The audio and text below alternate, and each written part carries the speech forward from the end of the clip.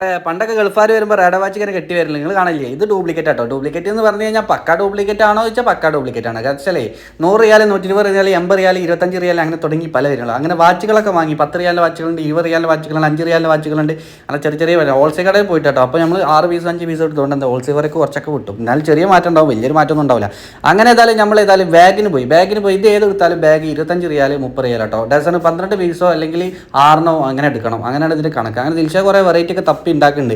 അങ്ങനെ എന്തായാലും ഓരോരോ കളർ എടുക്കുക ആ സെറ്റിലുള്ള കേട്ടോ. അങ്ങനെ ഒരു പ്രത്യേകത ഉണ്ട്. അപ്പോൾ ഒരു 6 പീസൊക്കെ എടുക്കുന്നവർക്കാണ് മുതലാവുക 25. മറ്റേ പുറത്തൊക്കെ 50 റിയാലും 60 റിയാലൊക്കെ കൊടുക്കണം. അപ്പോൾ പല വിലകളും പല സ്ഥലത്തും. അങ്ങനെ എന്തായാലും കുറേ തപ്പി ഉണ്ടാക്കുന്നുണ്ട്. അപ്പോൾ ഇവരെ തപ്പിയിട്ടൊന്നും തപ്പലാണ്ട് റെഡി ആണില്ല. അപ്പോൾ നാട്ടിൽ പോകുന്ന പരിപാടിക്കാണ് ഈ കാട്ടിക്കൂട്ടുന്നത്. അങ്ങനെ എന്തായാലും ഞാനങ്ങോട്ട് ഇറങ്ങി കളിക്കളത്തേക്ക് നമ്മളാണ്ട് ഇറങ്ങി കഴിഞ്ഞാൽ കളിക്കളം ഒന്ന് നന്നാവുള്ളൂ എന്ന് പറഞ്ഞ മാതിരത്തെ അവസ്ഥയാണ്. ഞാൻ കുറേ അങ്ങോട്ടും ഇങ്ങോട്ടും നോക്കി. നമുക്കത് ബാഗ് നമുക്കൊക്കെ കണക്കാറിനില്ലേ. അങ്ങനെ കുറേ അവനോട് ബാർഗിനൊക്കെ ചെയ്ത് നോക്കി. ഓട്ടെ കണക്കുന്നത്. കാരണം ഹോൾസെയിൽ കൊടുക്കുന്നിടത്ത് ബാർഗിനിങ് നടക്കില്ല, അത് വേറെ കാര്യം. അങ്ങനെ ഏതായാലും ഇവ ഇങ്ങനെ കാട്ടിക്കൂട്ടുണ്ട്, ഓരോന്നിങ്ങനെ നോക്കുന്നുണ്ട്. പക്ഷേ എന്തായാലും ഇപ്പം ദിൽഷാദിൻ്റെ കഥ ഓനൊന്നും ഇതായിട്ട് പറ്റണില്ല. പിന്നെ ഒന്നും പറഞ്ഞിട്ട് കാര്യമില്ല. ഇത്രയും കളക്ഷൻ ഉണ്ടായിട്ട് അവന് പറ്റൂല, പിന്നെ എന്താ പറയല്ലേ.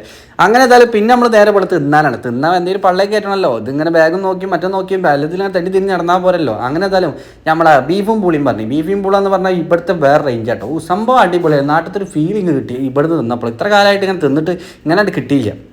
അപ്പോൾ നാട്ടിലത്തെ ഒരു സംഭവം നമ്മൾ കണ്ട് കിട്ടി. അങ്ങനെ ഇവലൊക്കെ കയറ്റി തിന്നുന്നുണ്ട്. പിന്നെ ഞാനും ഇവിടുന്ന് കയറ്റി എന്നാൽ പിന്നെ ചായയും പോന്നോട്ടേ എന്നങ്ങോട്ട് പറഞ്ഞു. നല്ല ലൈറ്റ് ചായ അങ്ങോട്ട് ഞാൻ പറഞ്ഞു കേട്ടോ. വെള്ളം മണ്ണിൽ വെള്ളം പറഞ്ഞിരിക്കണേ. അങ്ങനെ തന്നെ ഞാനങ്ങനെ വാരി വലിച്ചാണ് തിന്നു. എനിക്ക് ഭയങ്കരമായിട്ട് ഇഷ്ടപ്പെട്ടു. ഇപ്പോഴാണ് നമ്മൾ ബോട്ടിംഗ് പൂളിൻ്റെ ടച്ച് പോലെയാണ് നമ്മൾ ബീഫും പൂളി കേട്ടോ. അതൊരു വെറൈറ്റിയാണ്. നാട്ടിൽ പോയി തിന്നു കഴിഞ്ഞാൽ ചെറിയ പൈസ ഉള്ളൂ. ഇവിടെ 50 റിയാലോ 60 റിയാലോ ടോട്ടലാവും. അപ്പോൾ നാട്ടിലത്തെ പൈസ നമ്മൾ കൂട്ടിയിട്ട് ഒരു കാര്യമില്ല. അതാണ് ഇവിടുത്തെ. അങ്ങനെ ചായ ചൂടോണ്ട് ചായ കുടിച്ചാൽ കഴിഞ്ഞില്ല. അപ്പോൾ ഞാൻ ചായ കയ്യിൽ കുടിച്ചാണ്. പിന്നെ മാൾക്കാണ്ട് വരെ ഈ കറങ്ങുന്ന ഡോറാണ്. ഞാൻ കുറേ അങ്ങോട്ടും ഇങ്ങോട്ടും കറക്കി നോക്കി. ഞാൻ നേരെ ഓപ്പോസിറ്റാണ്ട് കറക്കി. അപ്പോഴാണ് ആ മറ്റേ ചെങ്ങായി പറയുന്നത് ഇത് ഓപ്പോസിറ്റിലൂടെ കറക്കണ്ടേ, ഇപ്പോസിറ്റ് കറക്കേണ്ടിയാണ്. എന്നാൽ പിന്നെ അപ്പുറത്ത് കറക്കാമെന്ന് വിചാരിച്ചിട്ട് അങ്ങോട്ടും ഇങ്ങോട്ടും ഒരു കറക്കിക്കളി. പിന്നെ നമ്മൾ മാളിൽ കയറിയിട്ട് തപ്പാണ്.